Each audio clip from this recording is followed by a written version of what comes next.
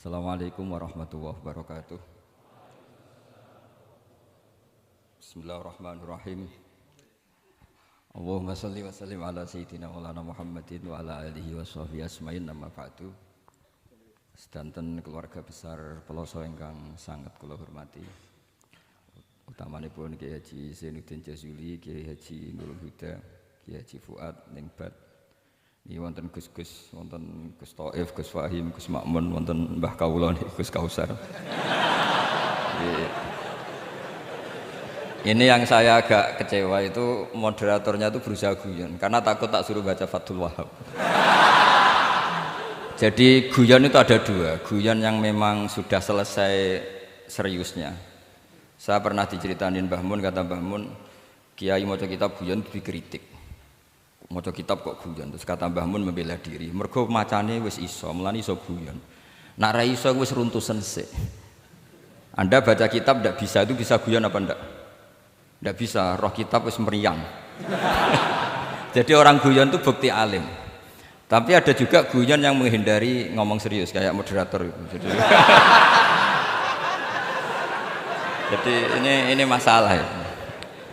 Terus kecewa saya kedua, saya itu ngira Santri Proso itu katanya terkenal khusuk-khusuk, adabnya bagus. Ternyata ada percontohan yang enggak bagus. Di depan para gus-gusnya guyon. Jadi ini kekecewaan saya yang kedua. Nanti saya lebih kecewa lagi, ternyata yang khataman Fathul Wahhab itu tidak paham Fathul Wahhab. Itu lebih kecewa, tak bawa sampai mati itu nanti. Itu kecewa itu tidak. Nah begini sebagaimana makalah yang saya bikin, karena tadi moderator sudah guyon, saya berusaha ngendikan serius. Karena memang fikih itu harus dikaji secara serius, meskipun dengan pikiran yang ceria, yang riang. Saya itu di Jogja itu lama sekali dan tetap sebagai rujukan. Karena saya spesialis sering ngendikan fikih.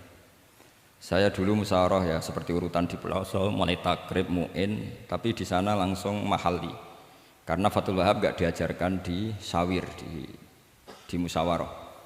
Tapi saya pernah ngaji Mbah Mun Fathul Wahhab. Dan beliau sering berpesan, nak kanggo masyarakat ojo wahab repot, nganggo mahalli saja. Mahalli itu kan Surahibin itu yang mensarai minhajud thalibin. Ini bukti bahwa saya ini alim betul, bukan guyon yang dari tidak alim itu. Jadi ini bedanya saya dengan moderator. Nanti kalau nggak percaya diuji di sini di depan.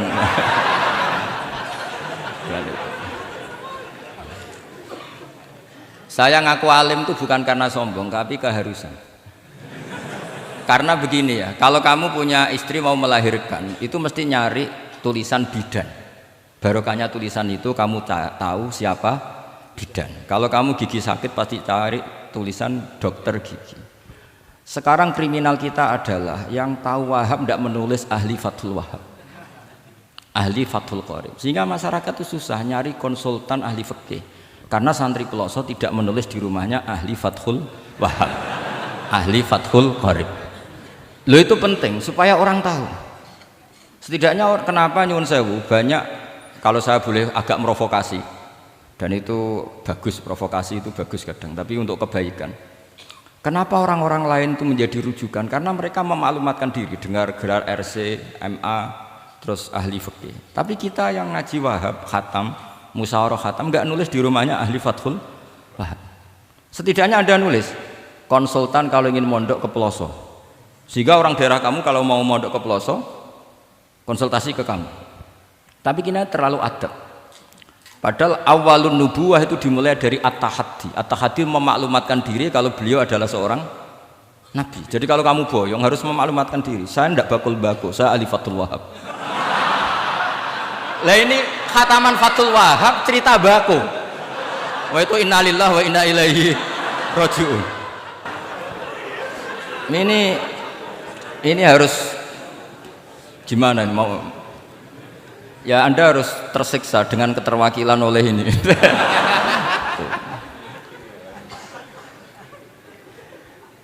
Saya ini baca kitab banyak sekali, termasuk kitab Ithaf. Ketika beliau mensarai Ihya, itu cerita kitab yang saya baca fil fikhi itu dihitung mulai mazhab Syafi'i sampai Hanafi semuanya. Saya baca kitab tasawuf ini. Jadi memaklumatkan diri. Awal dari nubuah itu memaklumatkan diri. Sehingga orang gampang nyari. Kalau orang bisa nyari bidan, nyari dokter gigi karena tulisan. Kenapa orang kesulitan nyari ahli Fathul Qorib? Kalau kamu ahli konflik tulis saja, konsultan spesial cerai karena pengalaman pernah cerai, tulis saja. Kalau ahli jomblo tulis saja, ahli perjodohan. Supaya orang tahu keahlian kamu di mana. Saya di Jogja memaklumatkan diri, saya bisa baca Wahab, saya bisa baca Bukhari, saya bisa. Bukan dalam konteks sombong, karena kebutuhan umat yang ingin tatap bu'u asari Rasulullah, mencari-cari asari Rasulullah itu terpenuhi. Yaitu dengan ngaji orang yang ahli. Tunjukkan kalau baca kamu benar dan sebagai solusi umat. Umat ini punya problem banyak. Dan kamu mengajar dengan manhaj yang jadi solusi, yang jadi solutif, yang bisa jadi jalan keluar. Tapi kita enggak, santri itu banyak keluar dari pondok, tapi karena miskin, sudah dari mbahnya bapaknya memang sudah miskin ya. Terus atas nama humul, atas nama ikhlas, terus sering menyembunyikan diri. Menyembunyikan diri, pura-pura ada alim, memang sebetulnya ada alim juga kadang itu. Akhirnya terus orang sampai enggak tahu kalau itu alumni pondok. Tapi ketika ada orang konsultasi sama pihak lain, mereka tersinggung karena kok gak ke dia? Mau ke dia gimana? Nggak ada tulisannya, nggak ada potongannya. Malah tadi cerita mbako segala itu kan apa ya? Nah, saya ingin kembali lagi. Saya punya teks hadis yang riwayatnya seperti ini. Meskipun hadis itu misalnya dhaif, banyak aditnya, banyak penguatnya. Idza zuharatil bid'ah wal fitan. Sebagian ada tambahan wasubba ashabi. Fal yudhiril alim ilmahu. Orang alim harus menampakkan kealimannya. Wa illa fa'alaihi la'natullahi wal malaikati wan nasi ajmain. Justru kalau tidak memperlihatkan kealimannya dia kena laknat. Artinya yang sopan-sopan tidak memperlihatkan kefathul wahabannya, maka malah melihatkan kembakuannya. Itu jatahnya fa'alaihi la'natullahi wal malaikati wan nasi ajmain. Ya setuju ya? Aduh. Pasti kena laknat. Coba betapa tersiksanya Syekh Zakaria Al-An tadi itu mulai ngomong tuh nggak pernah menyebut Syekh Zakaria Al-Ansori. Kayak apa tersiksa? Kitabku dikaji nyebut jenengku era gelem gitu. Padahal Syekh Zakaria Al-Ansori syarat menjadi orang alim seperti dari sekian tarjamah, istilahnya dalam bahasa Arab terbaru itu tarjamah itu Syekhul Islam Syekh Zakaria Al-Ansori. Itu saya pilih yang dari kitab Manhajus Sawi karanya Habib Zain bin Smith. Itu dari sekian manaqib yang saya baca di Sulaiman Al-Jamal di mana-mana paling menarik itu syaratnya jadi orang alim itu dua, punya guru alim, punya murid alim. Karena Anda akan tersiksa, sangat-sangat tersiksa. Ngaji sama gurunya takut disuruh baca, gurunya alim, mau ngorek ya meriang muridnya alim. Itu yang dialami Syekh Zakaria Al-Ansori. Sehingga beliau ngendikan duqiqtu baina hajaroini. Saya ini ditempa dua batu, cara Jawa digebek dua batu. Mau ngaji ya takut karena gurunya alim alamah yaitu pengarang Fathul Bari Ibnu Hajar Al-Asqalani. Mau mulang ya meriang mergo di murid alim alamah jenenge Ibnu Hajar Al-Haythami. Dadi aku sampai ngaji ya persiapan, sampai mulang ya persiapan. Kayak apa susahnya jadi Syekh Zakaria Al-Ansori, mau ngaji setoran ya persiapan, mau ngajar persiapan. Makanya kata Mbah Mun, syarat utama ulama itu harus punya murid alim. Saya pernah didhawuhi Mbah Mun, aku menggo gak di anak Gus Najib itu Gus Najib. Saya juga izin jadi kiai. Karena syaratnya jadi kiai itu udah anak alim di murid alim. Izin enggak jadi kiai ras sukses juga tak perlu. Makanya saya ketika kecelok alim itu senangnya bukan main beliau. Karena terpenuhi status tadi. Nah ini kalau khataman Fathul Wahab terus bakas bako ini. Ini roh Kiai Jazuli tersiksa ini gimana? Ini gimana ini sini? Kalau ukurannya kan gampang, moderator kan dipilih yang paling baik, setidaknya ngomongnya lah. Kalau tidak ilmunya ya ngomongnya. Terus Anda terwakili oleh orang yang enggak jelas.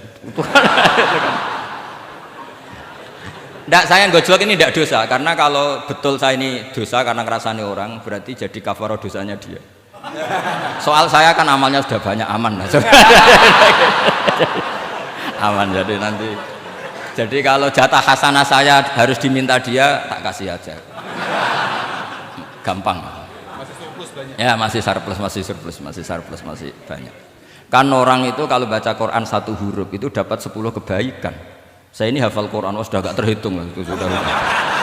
Itu untuk kamu tak saati satu huruf cukup nanti kalau kalau nanti nuntut di akhirat itu tak kasih satu huruf itu cukup. Jadi, ya nggak apa-apa, nanti silahkan nuntut nanti di apa akhirat. Tapi kamu lebih saya tuntut. Kamu itu siapa kok nyuruh saya di sini itu? Dosanya lebih besar lagi. Itu. Saya teruskan ya, saya cerita yang serius. Syarat jadi orang alim itu punya guru alim, punya murid alim. Karena sebagian dari ilmu itu bukan ditempa guru tapi ditempa murid. Imam Fathul Bari, Sahibu Fathul Bari yaitu Syekh Ibnu Hajar Al-Asqalani, itu beliau sangat mencintai Nabi Musa justru karena dengan tanda kutip protesnya. Jadi ketika Nabi Musa diajari Nabi Khidir dari awal sudah ngendikan innaka inni ala ilmin, atau innaka dulu ya gak apa-apa, dibalik-balik gak apa-apa karena semua kitab kadang riwayat bil makna. Innaka ala ilmin allamaka wah malam a'lamhu wa inni ala ilmin allamanillah malam ta'lamhu. Kira-kira terjemahan bebasnya, kamu punya ilmu yang diajari Allah saya tidak tahu, saya punya ilmu yang diajari Allah kamu tidak tahu, maka innaka lan tastati'a ma yasabra, kamu tidak mungkin bisa menyabari saya, bisa memaklumi saya. Tapi kata Nabi Musa, tidak, saya harus belajar sama anda. Oke, silahkan belajar, tapi jangan tanya. Pertanyaannya itu jangan tanya. Fala tas'alni, kamu nggak boleh tanya. Kalau kamu ingin jadi murid yang baik, nanti jangan tanya, itu dosa. Dengarkan aja. Ya dengarkan saja. Nah, tapi Nabi Musa tetap tanya. Ketika ada kejanggalan secara syariah, Nabi Musa tetap tanya. Dan itu oleh kitab-kitab tasawuf dianggap dengan tanda kutip kesalahannya Nabi Musa. Meskipun mimbabi hasanatil abrar sayyatul muqarrabin. Tapi di kitab fikih itu dipuji sundul langit. Protesnya Nabi Musa. Jadi di kitab tasawuf disalahkan karena kitab tasawuf pemuja tadi ketertaatan pada guru. Kitab fikih enggak. Ini bukti adallud dalil bahwa Musa itu orang pilihannya Allah. Dia tidak sabar, beliau tidak sabar kalau melihat kemungkaran. Jadi gugatannya Nabi Musa dianggap apa suratu ghiratihi fillah atau suratu ghairatihi fillah. Ada yang baca ghairah, ada yang baca ghirah. Ini karena ngadepi santri Fathul Wahab, saya terpaksa baca 2 kali. Siji ben ketok alime, nomor loro nek kowe ra iso tak warai nak maca. Karena dalam qiraah asab ya mesti gitu, kalau enggak doikin ya dikin. Karena yang satu cara berpikir masdar itu aslul mustaqot, maka enggak perlu kena harokat munasabah. Jadi saro yasiru sairon, tidak perlu siron, faza yafuzu fauzan, tidak perlu fuzan karena master aslu mustaqot, jadi tidak perlu kompromi dengan harokatul munasabah. Tapi orang Arab tetap bilang dikul maisha, apa tetap bilang dikul maisha. Tapi qiraah kita fala takufi doiqin, bukan pakai apa dikin ya, makanya kemungkinannya 2. Saya baca 2 kali ben ketok alime karena saya ini menghormati sampean. Mosok ngundang wong ra alim kan sini-sini wong. Nomor 2 anak kue raiso tak warai kalau bacanya itu 2. Jadi andai kan saya ngajar di pondok pelosok, saya baca mesti 2 kali. Wayah sibu zaitun kada, wayah sabu zaitun kada. Karena dalam qiraah sab'ah ada yang baca yahsibu, qiraah kita baca yahsabu. Tapi guru-guru kita kalau ngajar fikih itu bacanya yahsibu. Tapi kalau baca Quran yahsabu. Ya kan Quran kita kan ayahsabu Allah yaqdiru alaihi ahad, bukan dibaca ayahsibu. Saya teruskan. Jadi syarat jadi orang alim itu harus punya guru alim dan murid alim. Imam Fathul Bari ketika menganalisis Nabi Musa itu beliau memuja Nabi Musa. Ini bukti ghirahnya Nabi Musa yang luar biasa. Beliau paling tersinggung kalau untuk hikat hurumatullah. Orang sudah ditolong kok gak matur nuwun malah merusak perahunya. Jadi itu secara syariat itu mungkar. Kalau mungkar ya harus diprotes. Artinya itu sifatu madkhin, protesnya Nabi Musa itu sifatu madkhin, bukan sifatu dhammin. Itu Ibnu Hajar Al-Asqalani, gurunya Syekh Zakaria Ansari. Ketika orang tasawuf nganggep yang dilakukan Musa itu agak-agak mazmum karena protes sama guru. Pertanyaan saya ke anak-anak Fathul Wahab, kamu milih siapa? Milih partainya Ibnu Hajar Al-Asqalani apa milih partainya orang tasawuf? Selama ini roh potongannya sampean milih sing tasawuf. Karena sampean dengan ilmu pas-pasan ini enggak suka kalau ada murid tanya. Mboten ngaku mawon. Tapi karena tadi logika syariatnya kata Ibnu Hajar Al-Asqalani, Musa itu kalimullah termasuk ulul azmi, sementara Khidir hanya seorang nabi. Apa yang dilakukan Musa tentu lebih keren karena beliau seorang nabi dan rasul.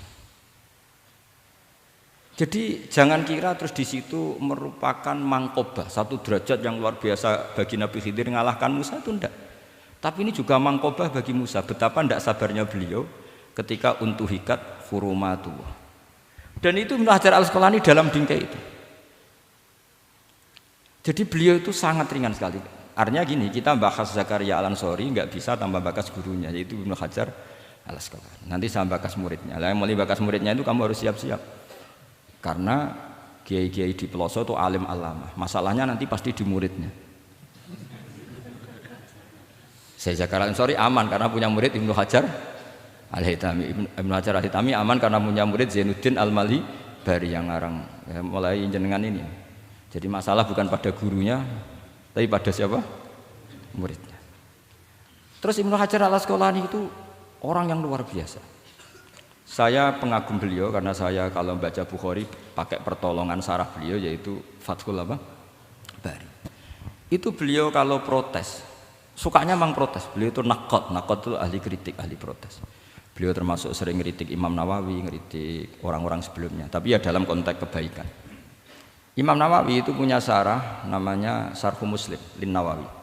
Terus beliau punya kitab fikih Minhajut Thalibin yang disadur oleh Syekh Zakaria dari Manhajut Thullab. Yang satu pakai Minhajut Thalibin jamak mudzakkar salim, yang satu pakai Manhajut Thullab pakai jamak taksir.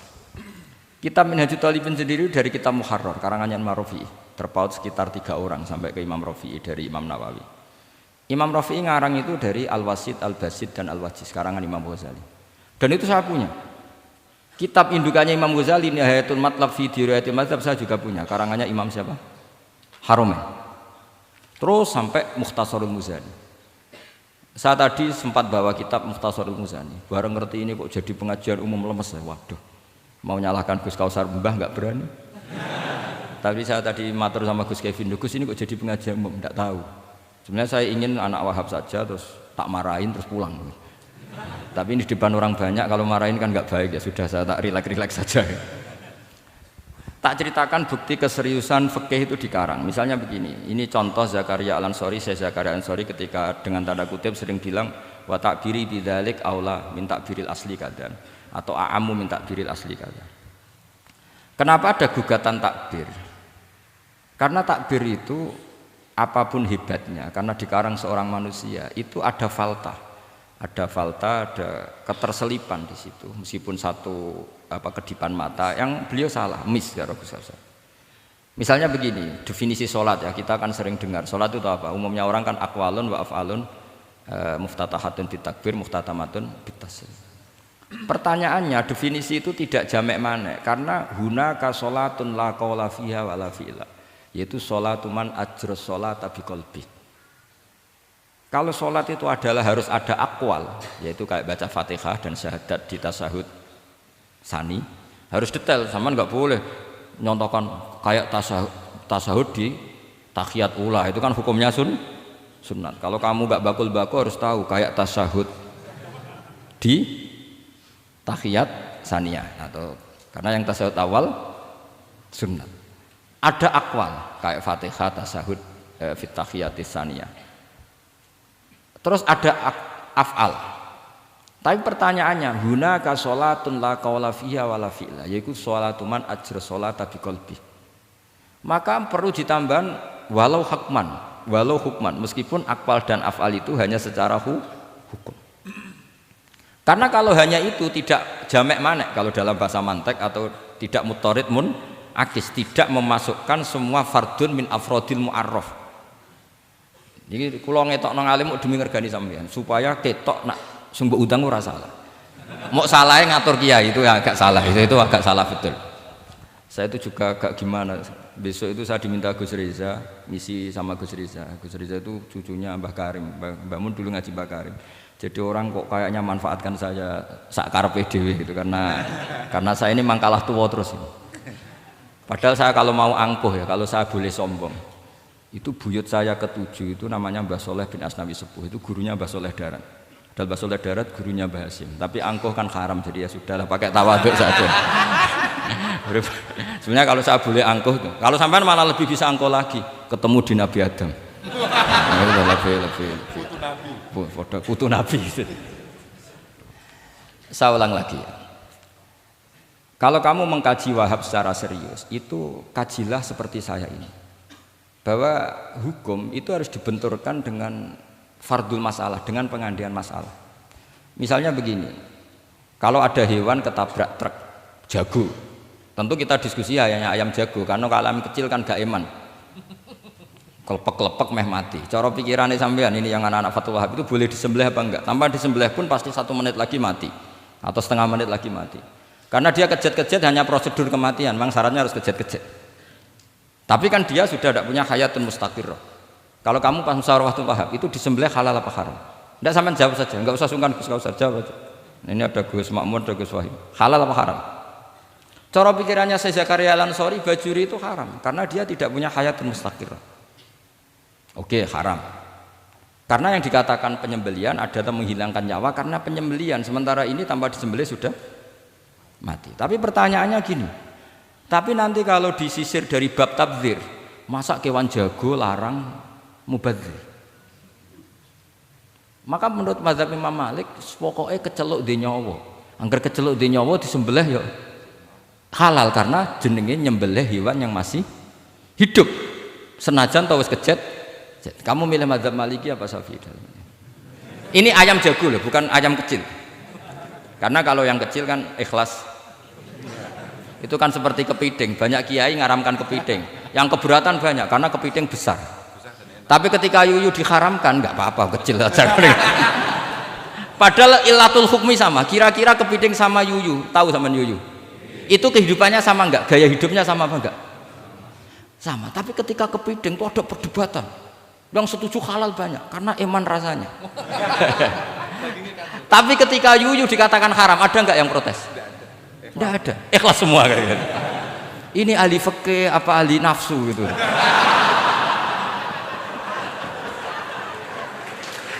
Jadi apa debat itu akhirnya nggak mutu kan?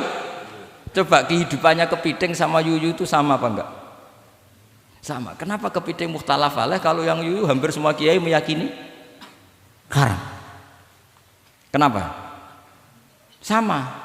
Saya itu pernah betul ngalamin, saya mau pas jalan-jalan sama putri saya, ada ayam jago ditabrak truk gitu. Sudah kejet-kejet, tanya orangnya, Gus ini halal enggak? Saya bilang untuk kamu halal. Lama-lama orangnya penasaran, kok untuk kamu, untuk hukum kok ada untuk kamu, untuk akhirnya tanya, gak Gus mestine iku piye? Kon tak haramno ya ora siap, wong kon iman nggih Gus bener. Ya misale cara jenengan. Aku kiai kurang pegawean tapi ya mangan pitik kejet-kejet aku. Tapi ini logika ya, logika yang dibangun fikih. Fikih itu kalau bangun kaidahnya gampang. Fikih itu gampang sekali karena sesuai fitrah manusia. Misalnya fikih itu kadang saya baca itu ya tertawa. Coba orang wajib mandi karena keluar mani.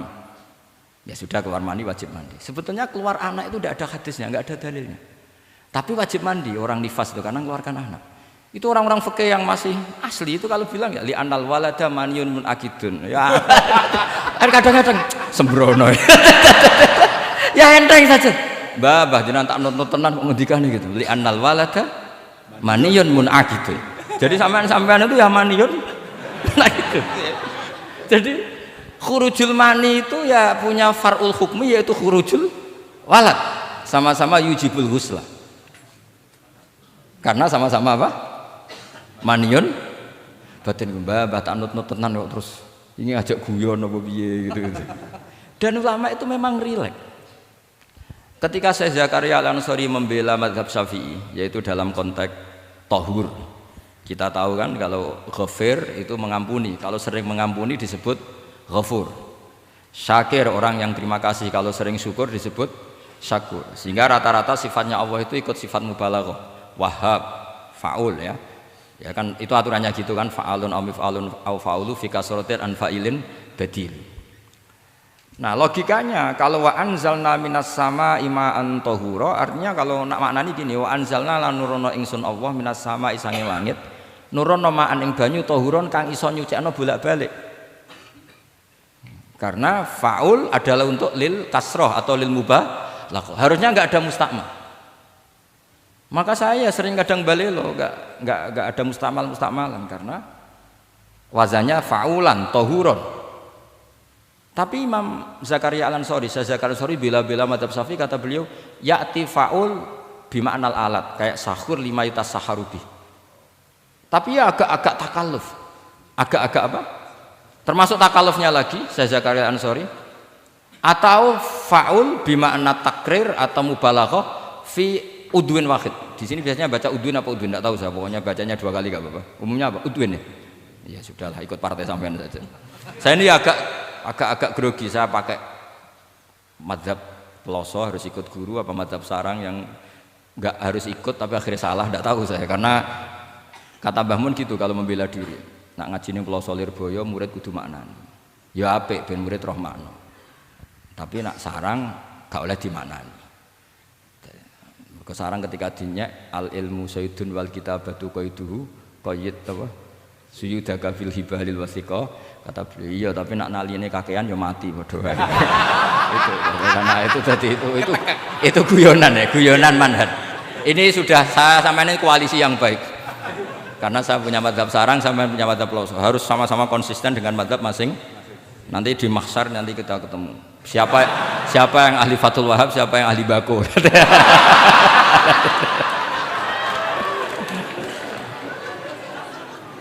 Nah, pikirannya Fathul Wahab kalau sampean khatam betul itu untuk takrir tapi fi udwin wahid, yaitu air yang sudah mensucikan ini misalnya masih bisa mensucikan ini, yang bisa mensucikan asal masih fi udwin wahid.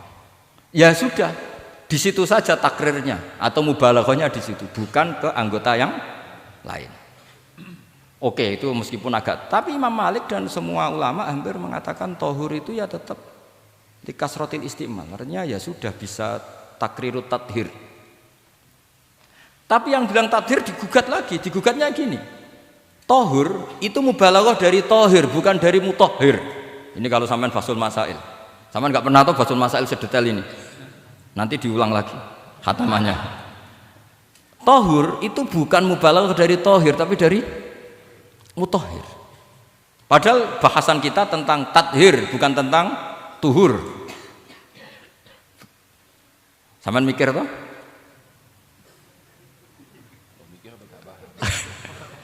Enggak usah dijawab apa diterangkan? Apa ngaji lagi aja, enggak usah boyong dulu.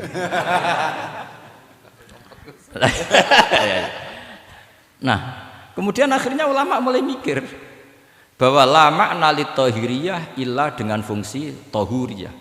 Tidak ada gunanya disestatuskan suci kemudian tidak berakibat mensucikan, karena ini air masih murni, ma'un mutlaq. Kecuali kayak teh kopi berstatus suci tapi tidak mensucikan. Tentu ma'an tohuro di konteks itu adalah tohir mutohir, karena contohnya air mutlak bukan kopi. Berarti meskipun tohur itu dari mubalaghah tohir tapi maknanya mutohir, itu perdebatan. Akhirnya apa? Orang itu menjadi cerdas, terutama di era Ibnu Hajar Al-Haytami, karena beliau ahli fikir. Beliau itu cerdasnya Masya Allah. Tapi apapun itu, beliau tetap manusia. Kecerdasannya kadang berlebihan dalam aturan yang dipatok madzhab Syafi'i, termasuk mensyaratkan Jumatan harus orang 40. Sekarang pertanyaannya gini, sama tak beri pertanyaan, harus bisa jawab. Meskipun salah nggak apa-apa, saya butuh jawaban, nggak butuh benar, karena sudah tahu mesti agak salah itu, nggak apa-apa. Ketika ada satu kampung yang orangnya tidak sampai 40 dan mereka ingin Jumatan, menurut kamu itu harus Jumatan, apa boleh Jumatan, apa harus duhur? Apa ya Jumatan ya duhur? Masyarakat gak mau biasanya. Tidak, harus Jumatan, boleh tidak Jumatan, apa harus duhur?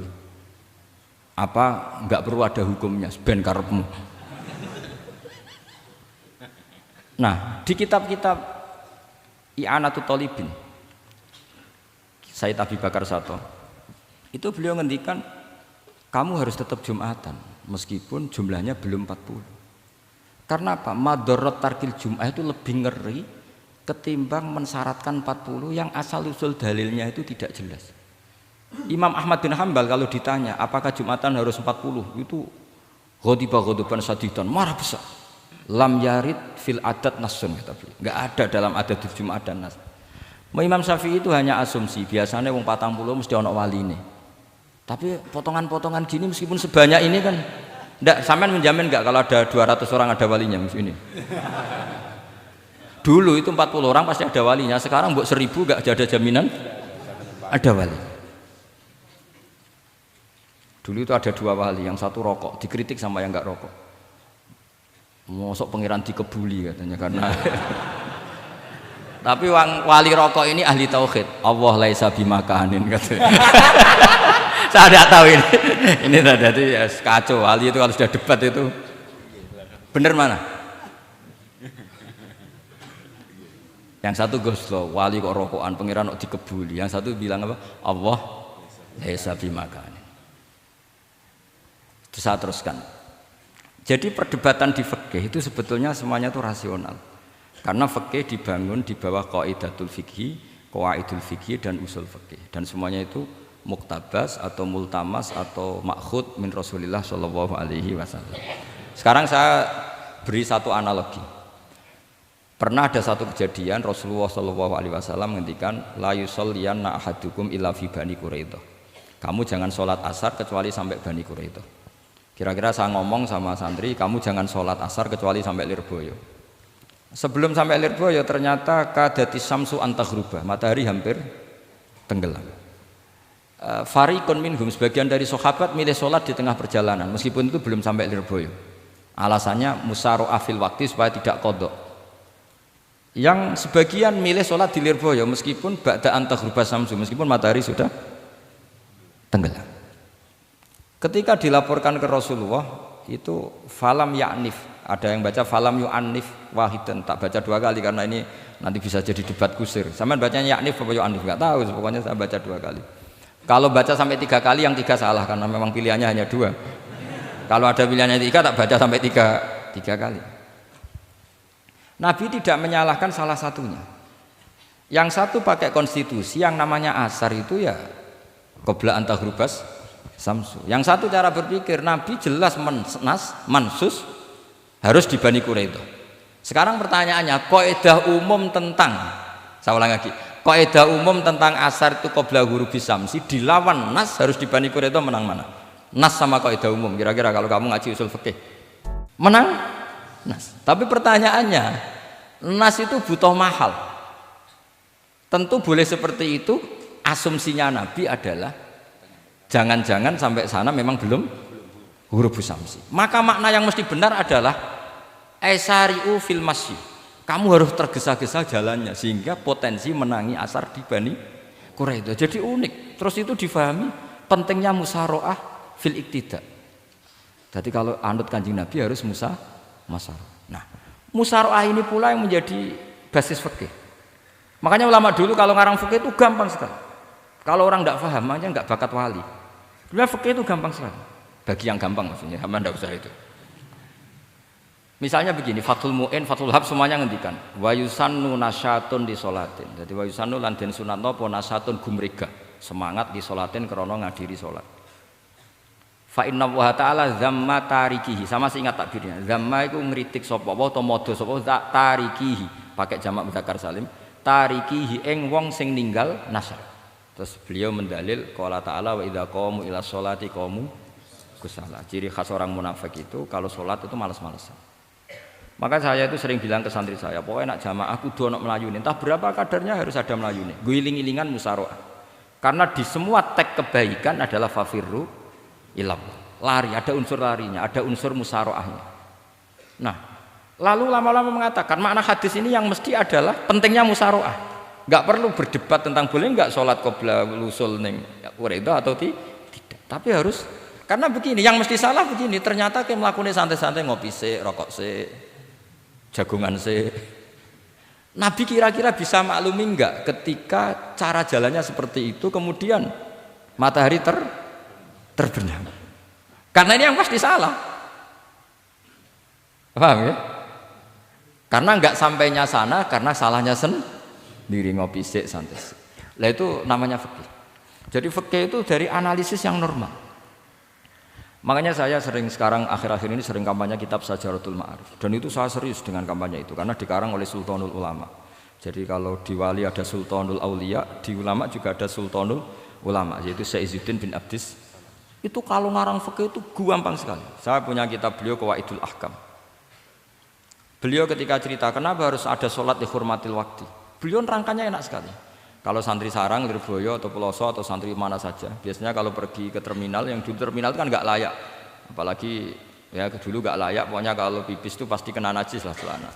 Santri kan biasanya milih sholat nanti di pondok, milih terawih lah, milih terawih kan duhur asar. Saya tidak tahu kalau Gusnya, tapi kira-kira ya agak-agak sama kira-kira gitu. Alasannya santri yo nakal, meninggalkan sholat fil waktu itu karena alimnya. Kan sholat dihormati wajib iadah, ngapain daripada wajib iadah mendingan tidak usah sholat. Jadi ilmu itu tuh bermata dua. Rata-rata yang sudah tahu wajib iadah milih sholat apa milih ndak? Ndak, potongan-potongan rai gini tuh. Ndak, kira-kira aja. Milih ndak kan karena tahu wajib iadah. Tapi nanti setelah sampean alim dan bakat jadi wali dan sampean belajar kitab Qawaidul Ahkam, itu pasti milih sholat. Saya semenjak belajar kitab itu ya milih sholat. Tapi tidak usah dimafhum, apa dulu tidak sholat, tidak usah seperti itu. Itu mafhum yang salah itu. Yang berbasis suudzon. Jadi mafhum seperti itu salah, ya masalah itu. Suudzon itu masalah. Kata saya Izzuddin bin Abdis Salam memberi penjelasan. Kenapa harus sholat dihormatil waktu? Karena khotorun najasah, bahayanya najis atau ritsun najasah, kotorannya najis. Itu layafi, kalau dibaca rizul layafi dengan pentingnya sholat. Karena butuhnya Allah, butuhnya malaikat, kalau boleh dibahasakan butuh ya dalam ilmu fikih kan dibahasakan gampang saja. Ada orang sujud di waktu yang diwajibkan sujud, sehingga diabaikan syarat sholat itu harus toharatul badan, wa tasawubi dan wal makan. Kok kira pantas, ono waktu sholat kemudian la tasjudu fil waktu sajdah. Jadi akhir gampangannya wes tetap keren, meskipun kowe salat nganggo najis ora sempurna tetap keren. Piye-piye cara didelok malaikat kok dhuwur wis keceluk sujud, keceluk musolli. Daripada kowe misale asar gak salat alasanmu celanaku najis, maghrib ora salat. Terus jare malaikat, berkhataman Wahab kok kelakuane ngono kan gitu kan. Karena malaikat tuh ndeloke kok dhuwur. Bablas, asar bablas, maghrib bablas, isya bablas. Meskipun sampean punya alasan nanti menisan di rumah atau di pondok, tapi ini kan melewati waktu yang harusnya ada sujud. Sehingga dalam syarat jamak takhir misalnya apa? Kamu harus niat akan jamak takhir di waktu sholatil ula. Biar ada bedanya tarku karena sembrono dengan tarku yang karena ingin mentakhir. Paham ya? Itu jadi sama-sama fikih, kualitas yang dikarang Sultanul Ulama dengan sing RT itu ya beda. Dan sampean harus baca kitab yang dikarang rajanya ulama supaya kamu tambah pinter. Nanti kalau nggak pinter-pinter nanti sowan saya. Tetap nggak pinter karena itu jatah. Jadi, makanya ada usah sowan ya, nanti nggak ngefek juga gitu. Itu Syekh Izzuddin bin Abdis Salam. Terus kemudian beliau mengebabkan itu detail sekali, yaitu di Sajaratul Ma'arif dibabkan di bab faslon la yutrakul haqqu li ajlil batil. Itu beliau bikin satu strategi fikih itu yang luar biasa. Misalnya begini, jihad atau perjuangan membela Islam itu harus kamu menyertakan orang-orang fajir, orang-orang fasik. Kenapa? Likuwatil Islam. Karena kesalahan orang fajir itu tidak seimbang dengan pentingnya syaukatul Islam atau syaukatul muslim. Terus saya itu dulu ya iskal itu ya agak protes, tapi ini ulama wali. Sampai saya sholat berkali-kali, ya Allah saya beri kefahaman tag ini. Kalau terpaksa beda, nanti saya mohon ketemu beliau, saya mau protes. Sama nggak usah tahu caranya ketemu wali-wali yang sudah meninggal. Nanti kalau sudah jadi wali tahu sendiri. Jadi tidak usah tanya. Akhirnya saya sholat dan akhirnya faham tanpa ketemu. Karena saya bayangkan ketemu ya lebih sulit, mendingan minta faham timbang minta ketemu. Logikanya begini, misalnya nyun sewu kita di Daril Harbi, bayangkan kita di Daril Harbi atau zaman Indonesia dijajah Belanda. Saya ulang lagi ya, dalam konteks jangan sekarang, contohnya sekarang nggak perlu perang, zaman dijajah Belanda. Kita misalnya milih pasukan Hizbullah dan Sabilillah selektif, yang sholatnya benar, yang puasanya benar, yang toharohnya benar. Kira-kira dapat pasukan berapa coba? Nggak, jawab saja. Kan hanya dapat pasukan sedikit. Sementara misalnya Belanda Bisa pasukan banyak karena tanpa seleksi. Di sini nih hebatnya Rasulullah Shallallahu Alaihi Wasallam. Kata beliau wal jihadu madin mundu ba'atsan ya Allah ila yaumil kiamah sampai ila ayyuqatila akhiru ummati ad-dajjal la yubtiluhu jawru jairin wala adlu adilin. Sebagian riwayat langsung wal jihadu tetap wajib bun alaikum ma'akul libarin wa fajirin. Nah, penjelasan Nabi kenapa kita harus berjuang mengawal Islam meskipun harus ma'akul libarin wa fajirin. Ya kalau di isim fa'ilnya umumnya guru-guru kita baca barin, tapi untuk masdarnya untuk kebaikan bacanya apa? Birun. Nanti kamu protes, oh barun itu daratan Gus, kalau birun itu kebaikan. Aku itu macaku kamus luwes suwi bocah kok sembrono. Saya ini karena meneliti kiro asapa, jadi insya Allah kalau masalah lughat itu saya sudah bukan sawir lagi Fathul Wahab, sudah di atasnya itu. Sampai-sampai tidak usah tersinggung, biasa aja maksudnya. Karena ini kompetisi, kalau sama nggak cocok ya harus bersaing, jangan geremeng tok. Gus Pak sombong enggak, ada usah bilang gitu, saingi saja. Makanya saya terkenal alim itu seneng, karena senengnya itu tadi, yang ngidolakan saya ingin ikut, yang hasut kompetisi, jadi seru. Jangan yang hasutnya antet, wah itu gak fair itu. Itu gak fair, wah itu pasti ngadepi langit itu. Nanti urusannya sama Allah itu. Gak sama saya, langsung sama. Saya ulang lagi ya. Ilmu itu harus dianalogi dengan fikih, dilogika dengan fikih, dikiaskan dengan fikih. Sekarang misalnya ada orang sok ikhtiyat, wah perang kok ambek wong fasik gak enak gini-gini, wong fasik perilakunya gini-gini. Pertanyaannya adalah, kalau kita nyeleksi hanya orang soleh, kita dapat pasukan berapa? Misalnya zaman kita melawan Belanda. Sama sekarang kita ngawal pembangunan masjid, kadang yang nyumbang gak sholat, kadang yang nyumbang yang sewu hasil korupsi, kadang yang nyumbang orang-orang yang cara muamalah babal kedua. Itu coba kalau kamu tolak, potensinya gini, ini sekaligus PR. Saya berkali-kali nyontohkan ini, sampean boleh tidak setuju, tapi nanti menghadapi saya di akhirat, tidak di dunia, di akhirat. Nanti kita sowan Allah bareng-bareng bener siapa.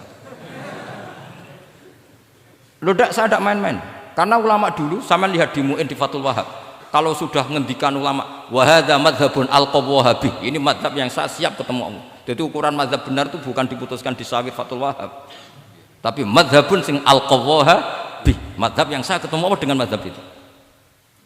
Misalnya gini, ada orang fasik lewat di depan saya, punya uang 1 juta.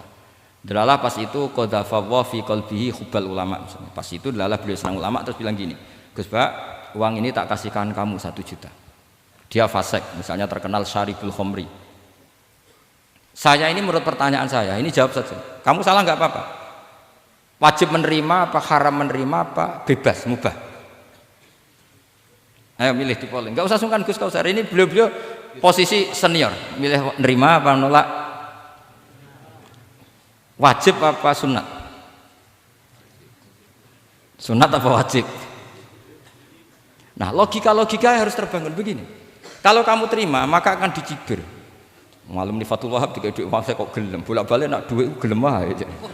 Itu juga masalah kan, kiai latihan jatuh kan, artinya posisinya ada mantep-mantep amat. Udah kadang keramat itu. Sama jangan niru saya, aman udah itu. Bayangkan sampean yang latihan nyai itu. Tapi pertanyaannya kalau sampean tolak, terus ista'ana bihadhihi darahim lil maksiyah. Ah tak kena kiai ra gelem, tak kena demenanku. Dan hari itu andaikan dia tidak punya uang 1 juta, dia tidak bisa kedemenannya. Gara-gara sampean tolak, dia punya alat untuk maksiat lagi. Kalau seperti ini jadi haram apa wajib? Loh, berarti sampean harus gak jawab anut aku. Artinya sampean jawab kan terprovokasi saya kan? Terprovokasi narasi. Terprovokasi narasi. Itu kriminal untuk calon ulama gitu, itu nggak boleh. Nah, logika ghanimah kira-kira seperti itu. Ghanimah itu normalnya haram.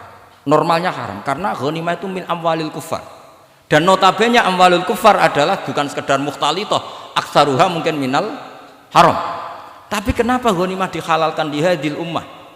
Makanya Nabi ketika ngendikan uqtitu khamsan lam yuqtahunna nabiyyun qabli, termasuk beliau menyebut wa ukhillat li al-ghanaim, termasuk saya 5 hal yang Nabi sebelumnya enggak dikasih, saya dikasih.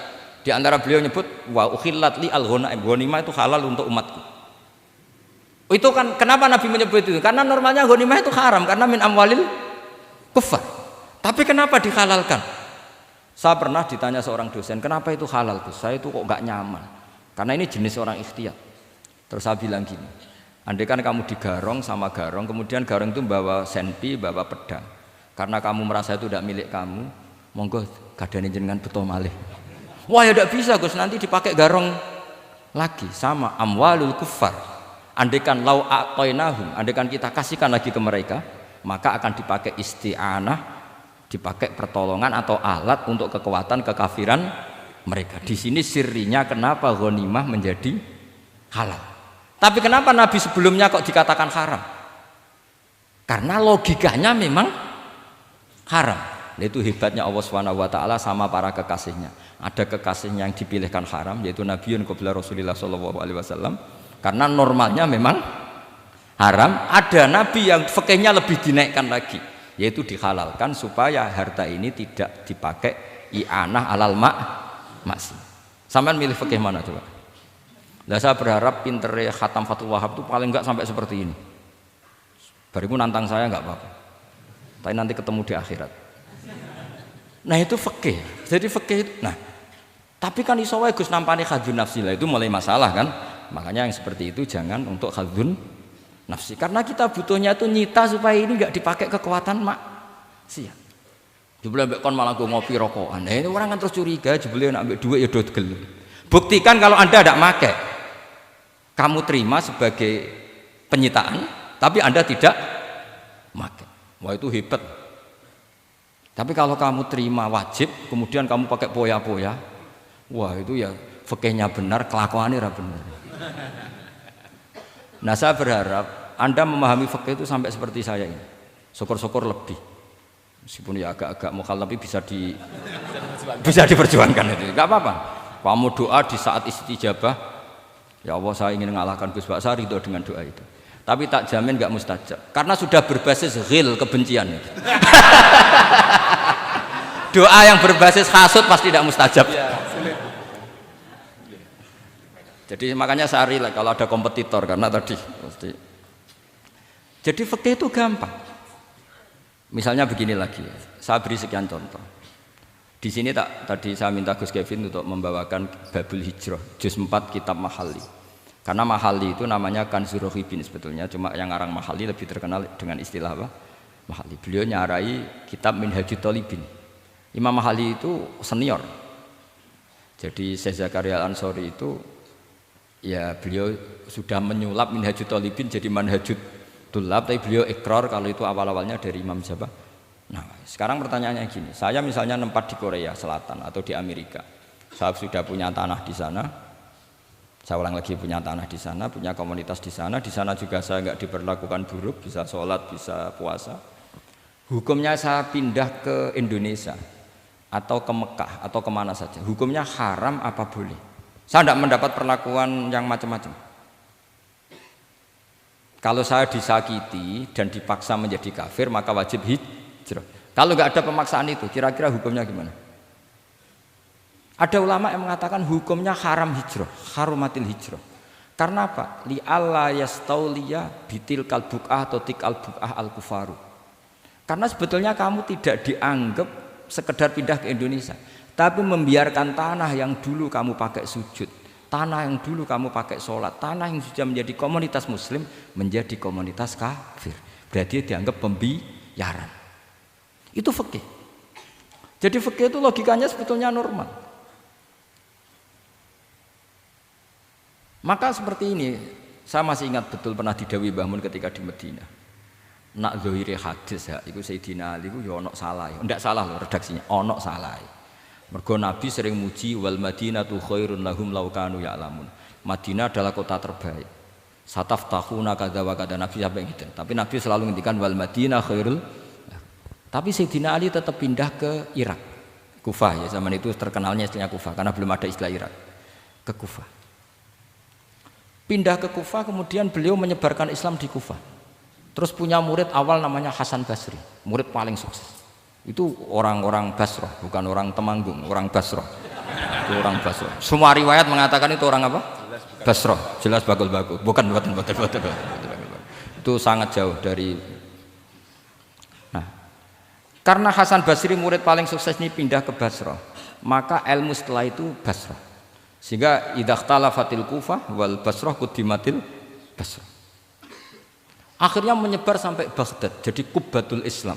Orang bisa dikatakan alim kalau sudah dikatakan alim di Baghdad. Termasuk Imam Syafi'i itu ngajinya di Baghdad. Padahal beliau lahirnya di Gaza. Huzah itu kalau sekarang itu apa? Gaza. Askolan itu juga Palestina. Nah, dawe Mbah Mun. Tapi Sayyidina Ali ku wong alim. Saiki nak wong Islam tengok-tengok ning Madinah berarti membiarkan bumi Allah di sana-sana itu tanpa ada Islam. Akhirnya Sayyidina Ali tidak ngikuti dohire hadis. Tentu Nabi Sayyidina Ali pasti ngikuti hadis, tapi hadis wal Madinatu khairul lahum law kanu ya'lamun itu ada konteksnya. Keluar dari Madinah linasril ilmi itu juga ada konteksnya. Sehingga kenapa dulu ketika futuhat, saya ulang lagi ketika futuhat, itu banyak sahabat yang sudah di Madinah mapan, ketika Mekah sudah takluk 100%, sama Sayyidina Umar ditawari, halla raja'tum ila Makkah tatufuna bil baiti kada wa kada wa fadliyatus salat fil haram ka alfi salatin fi, itu dipuji-puji. Mbok yo pindah ke Mekah, Mekah sekarang sudah milik kita, salat di Mekah itu ka alfi salatin kada wa kada. Tapi kata para sahabat yang sudah di mana-mana, di Persia itu kalau sekarang Iran, di Lebanon, di Syam kalau dulu, kata beliau-beliau itu paling banter kalau saya di Mekah ibadahnya tawaf. Tapi kalau di negara-negara ini adalah nasrul Islam.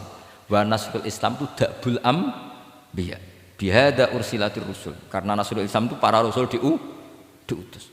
Akhirnya mereka terus hidup di mana-mana. Termasuk muridnya Sayyidina Ali, menurut sebagian cerita terus pindah ke Baros ya. Kemana? Baros. Jadi Islam pertama di Indonesia itu muridnya Sayyidina Ali yang di Sumatera itu. Nah, pertanyaannya adalah, kalau kamu punya murid atau anak pamit mau kuliah di Jerman atau di Australia, kamu milih melarang apa menyuruh? Kalau melarang, kalau menyuruh takut katut perilaku barat.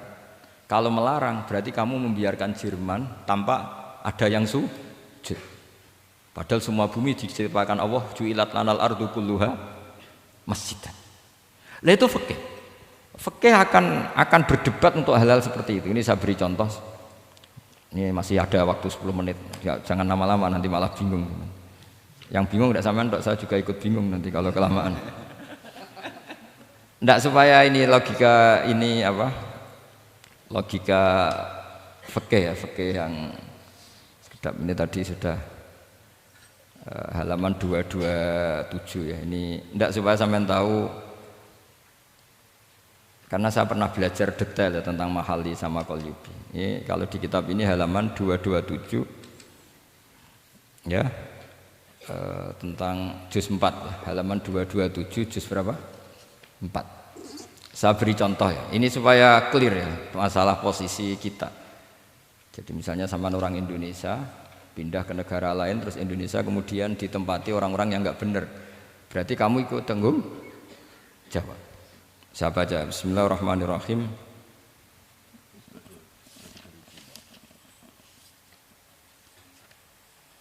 Ya, halaman 227 ini barusan tak cari karena halaman kitabnya beda-beda. Bidaril harbi. Terus ada kata-kata fa'in roja madzukira. Roja itu kembali ke kalau seseorang itu bidaril harbi, berharap masyarakat situ bisa Islam, bisa dakwah, fa muqamuhu afdal. Saya juga mau baca makom apa mukom. Di sini umumnya baca mukom apa makom. Mukom ya, karena dari madi aqoma yukimu iqomatan, berarti kan mukim. Kalau mukim ya resikonya harus dibaca mukom. Tapi kalau ada yang baca makom ya jangan dimarahin, mas, kasihan. Bakul bakowe bukan bener itu loh. Fa in roja madzukira fa muqamuhu afdalu. Au qadara alal i'tizali harumatil hijratu. Umumnya di sini baca harumat atau hurimat? Ya boleh dua, boleh harumat, boleh hurimat. Kalau itu masih. Li alla yastauliyal kufaru ala mahallihi fayasbahu darul kufri.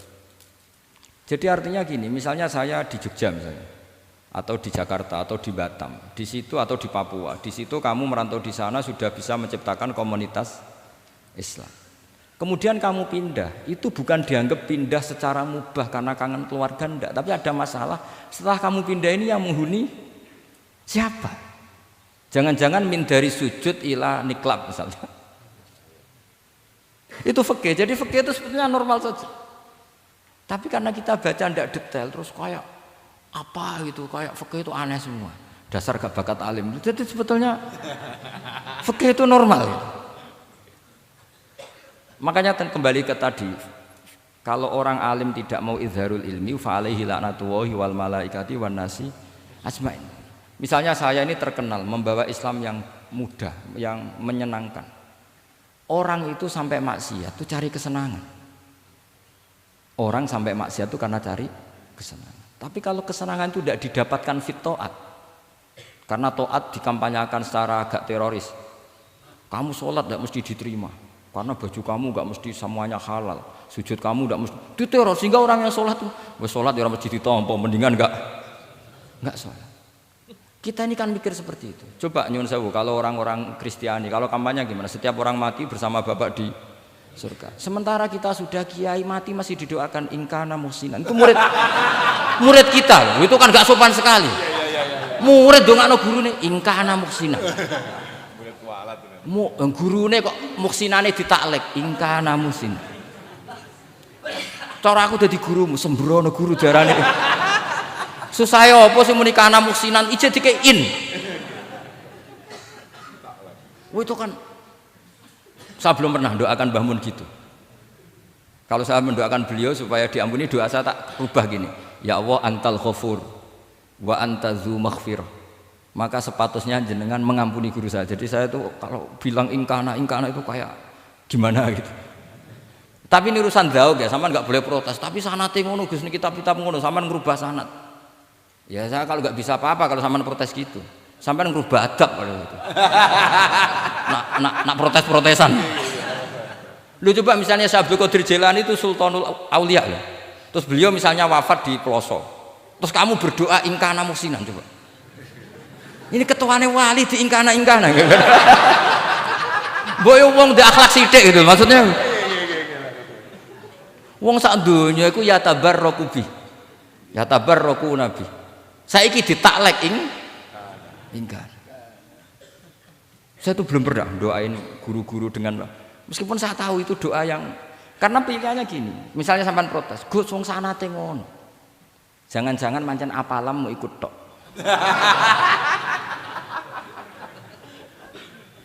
Loh Imam Syafi'i itu kalau doain mayit, ini sekaligus ijazah tapi haram ditiru. Ya tapi ijazah tapi haram ditiru. Imam Syafi'i itu pernah ngecewakan seseorang karena beliau itu idola, ada orang meninggal beliau diminta rawuh. Doanya hanya gini tok, ya Allah, Engkau itu tetap menjadi Tuhan meskipun tidak menyiksa orang ini. Jadi menyiksa orang ini tidak kebutuhan Engkau. Kalau tidak jadi kebutuhan Engkau ya tidak usah dilakukan, Gus. Itu terus pulang keluarganya gerembeng, iki piye donga ngono tok. Tapi satu keluarga itu diimpeni mayit itu diampuni gara-gara doanya Imam Syafi'i. Ya Allah, anta ghaniyun. Anta itu ghaniyun an adzabin. Engkau tidak perlu menyiksa orang ini. Engkau tetap Tuhan, tanpa menyiksa orang ini tetap Tuhan. Jika itu tidak kebutuhan engkau, ya sudah tidak usah dilakukan. Terus iya. Jadi kalau saya doain guru-guru ya Allah sifat ghafur engkau itu pasti efektif. Enggak mungkin sifatnya jenengan kok boten tembus. Ya sudah, ya seperti itulah ya Allah.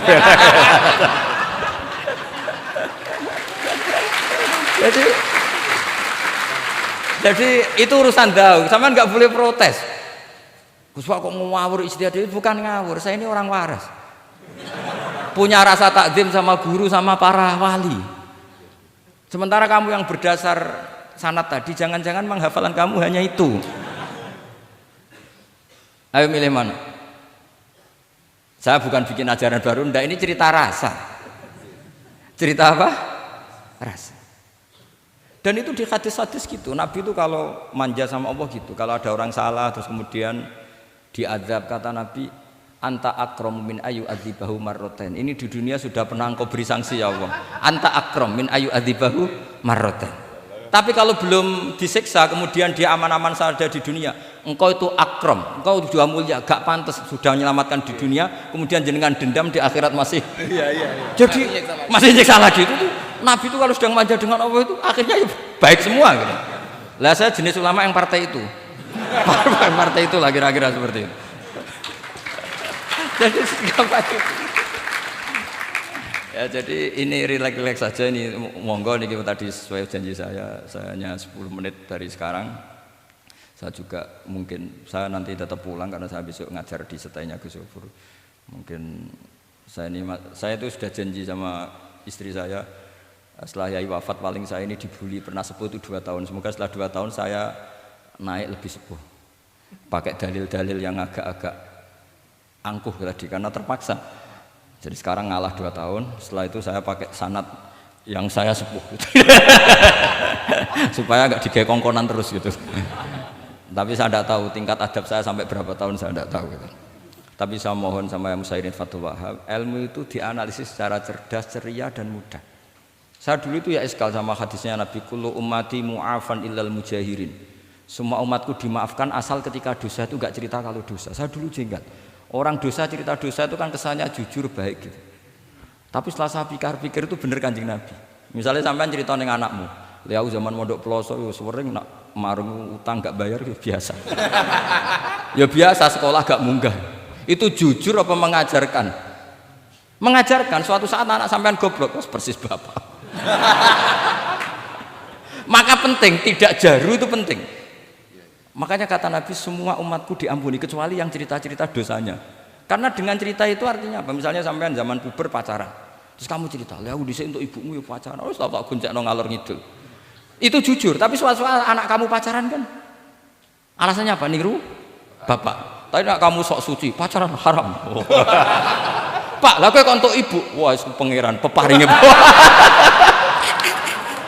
Lho kan yo ora bodoni, wah iku peparinge pangeran. Gak pacaran Pak. Oh pacaran haram dong. Kena muni ora kan bodoni. Pacaran haram dong. Aku untuk bojo peparingnya Allah. Wah itu dimaafkan malah itu. Lo coba nyuwun sewu, ini analogi ya nyuwun sewu. Kalau andekan semua yang pernah zina itu ngaku zina. Kalau itu jumlahnya 1000 saja, 1000 itu punya keluarga. Satu orang minimal punya keluarga 10. Akan dipakai justifikasi kalau suatu saat zina berdasar pernah Pak D-nya atau Pak L-nya, iya enggak? Tapi kalau semuanya enggak ngaku dan semuanya nyuwun sewu sok suci, wanteng ning masjid, sak wiridan nangis, kan anak putune kok, wah mbahku khusuk kuat. Padahal nangisnya perkara nyesal tahu mau. Tapi artinya apa? Konsep yang dikatakan Rasulullah SAW itu kan luar biasa. Kullu ummati mu'afan illal mujahirin. Karena dengan jihar, memang di situ masdarnya kok jadi jihar. Jadi bukan ijhar tapi jihar. Jadi memang bahasa Arab itu agak unik. Misalnya di nahwu itu masdar itu kalam. Kalam berarti sulasi mujarrad. Tapi fiilnya enggak kelaku. Kalimah yaklimu kalaman itu enggak melaku. Sing melaku lam yatakallam. Tapi padahal masdarnya kalam. Jadi suara sama raya aku pengalaman. Masalah lughat itu pengalaman sekali. Jadi memang bahasa Arab itu lucu. Apalagi lafadz bagho malah paling kasus dalam bab yungqolu. Bagho maknane lacut. Bareng melok wazan imbagho yang bagi sayukjo. Iku piye? Biasanya makna sulasi mujarrad sama mazid kan enggak beda-beda jauh. Bareng kena bagho tuntas. Bagho dadi yang bagi. Mulane takok, yang bagi sulasi mujarrad apa? Bagho, Pak. Bagho maknane apa? Jadi tiang-tiang lacut, Pak. Mereka bingung gurunya penerang bingung. Daripada bingung cari tiang-tiang maknane lacut. Kayak laisa ku fi'il mandi, mudhari endi? Ora ono mudhari. Mandi kok ora ono mudhari? Ya mandi wae ora usah mudhari. Terus repot bahasa Arab wis repot. Kene ra melok dibahas mau apa coba? Ya sudah takdir ngono ae sudah. Jadi apa yang dikonsepkan Rasulullah SAW itu pasti yang terbaik. Bahkan Imam Ghazali ikut berkampanye wa inna ya, termasuk pemberian Allah terbaik adalah sitra. As-sitra itu atau tutup. Jadi hifdzul qaba'ih menjaga supaya keburukan kita tidak kelihatan itu termasuk kebaikan. Bukan dianggap tidak jujur karena tadi kalau semua keburukan kita tampakkan maka akan menjadi masif. Misalnya kamu cerita, misalnya insya Allah lah kita yakin semuanya kita insya Allah diselamatkan dari zina. Misalnya cerita dosa yang kecil-kecil saja, misalnya ini pondok utang rambayar atau rokokan, gak jamaah. Terus kamu ceritakan anak kamu, itu bukan jujur, mesti sebagai alat. Jadi orang anak kamu, wah disanggup, cocok. Suatu saat aku goblok kayak bapak. Aku dhisik sekolah cung sering ra munggah. Anakmu mondok wis tenang, santai. Nek ra munggah dalile tapi nak kowe cerita, mondok meniti Peloso. Pirang tahun, Pak? 10 tahun. Kepengin ngit mayai, kepengin mondok susu ben barokah. Munggah terus, Pak, munggah. Maksudnya ora munggah kelas, munggah apa wae pokoke. Wis tenang. Karena itu bahaya, makanya kullu ummati mu'afan. Ma'is ketika ngaku zina itu Nabi itu enggak menolak sampai 4 kali. Ma'is yang memaksa Nabi supaya beliau melakukan raja, eksekusi. Semua ketika meminta saran sama sahabat, halla satarta bidzalik, kamu enggak usah cerita. Karena tadi logikanya kalau ada Ma'is ya, jangan-jangan yang lain juga ya, itu kan menimbulkan macam-macam. Itu hebatnya Islam, malah kita diajarkan awamastur aurati wa amin rawati. Kayak apa baiknya Islam? Tapi kita sekarang karena tidak baca hadis, lalu ada gerakan jujur. Mari semua meresapi dosa masing-masing. Kamu pernah ini istighfar terus nangis. Jebule gerakan ngono iku ya nyun sewu ya ono duwike kan ya repot. Tidak usah seperti itu. Ikuti hadis Rasulullah sallallahu alaihi wasallam bahwa termasuk nikmatnya Allah Ta'ala itu adalah tertutupi semua kesalahan-kesalahan kita. Dan itu barokah bagi hadaddin karena kesalahan tidak muncul. Loh, itu sudah untung, agama sudah untung. Ketika kesalahan tidak munculnya agama sudah ikut diuntungkan. Coba kalau semua yang maksiat itu kelihatan, kan seakan-akan hadil ardu mamlu'ah bil ma'ah masih. Tapi ketika maksiat itu sembunyi-sembunyi, kemudian sing syiar itu azan, pengajian, kan bagus. Sama nggak boleh protes, tapi itu kan tidak jujur. Ya bukan masalah jujur dan tidak, ini satrul qabaih. Nah, ini namanya siasa. Namanya apa? Siasa. Siasa itu tidak harus politik tentang negara. Kita mengelola diri kita sendiri butuh apa? Butuh siasa. Jadi misalnya kamu cerita kebaikan kamu kepada anak, biar kebaikan itu ditiru. Tapi kalau anak kamu tanya, Pak, sampean nate salah, itu sesuatu yang paling saya takutkan, Cung. Karena aku sering naudzubillah minas salah.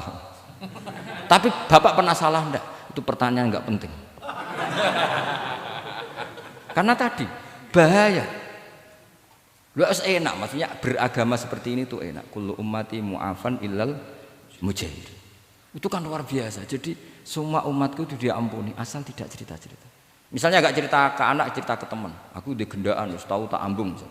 Mesti pikiran kamu, yang pondok is pengurus jebule tahu ngono.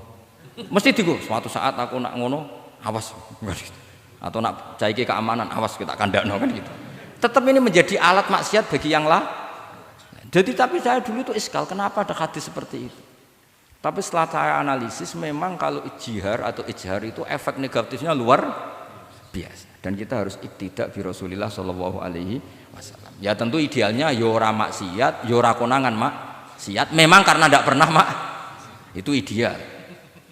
Memang enggak konangan karena tidak pernah melakukan.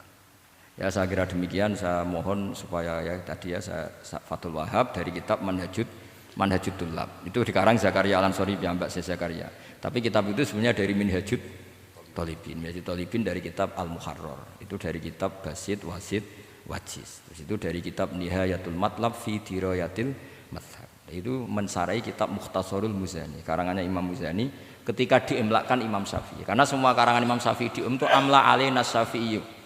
Ya, amla alaina Syafi'i. Makanya kalau sampean ngaji Mu'in qala fil Buaiti. Buaiti itu nama orang. Ekolas Syafi'i fil Buaiti, ekolas Syafi'i wa amlahu alal Buaiti. Makanya qala fil Buaiti, qala fil Muzani itu nama orang. Artinya karena Imam Syafi'i itu hanya mengimplekan. Terus muridnya nulis. Nah, kebetulan tulisan paling mudawwan itu karangannya Imam Muzani, disebut Mukhtasarul Muzani. Sebenarnya beliau punya murid banyak, ada Imam Muzani, Imam Robi, Imam siapa Buaiti. Saya kira demikian. Assalamualaikum warahmatullahi wabarakatuh.